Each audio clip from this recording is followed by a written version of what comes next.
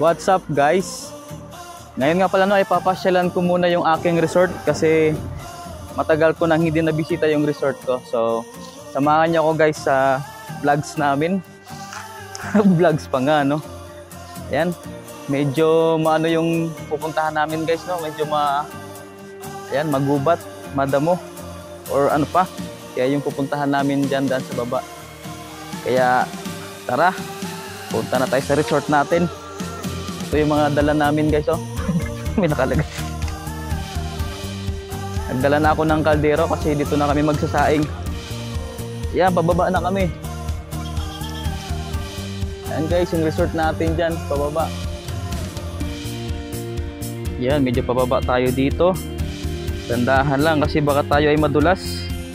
Dahil meron pa tayong mga bit-bit. Ay, naku po. Ayan, pababa yan guys oh. Andun yung resort natin. Ngayon dito sa resort, tayo magpapalamig muna. Chillax-chillax lang.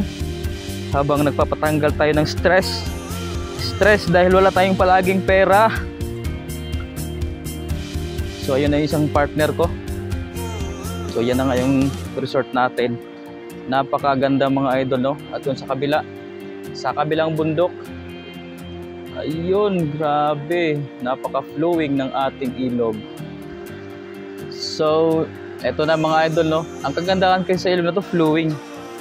So tamang-tama lang naman makapagbabad tayo sa katawan natin no. Ayan, tsaka malinis siya. Andito sa pagitnaan siya ng mga bundok. So goods na goods to mga idol. Makakapagpa-relax muna tayo.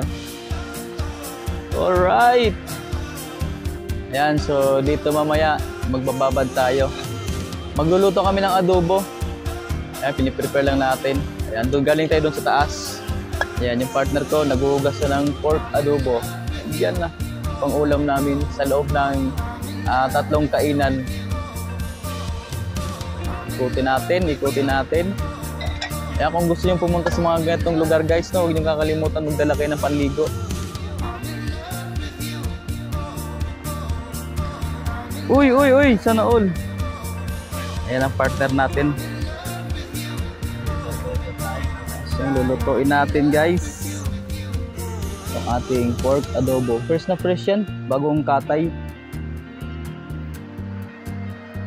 Tapos syempre habang nagpe-prepare ay maliligo na tayo.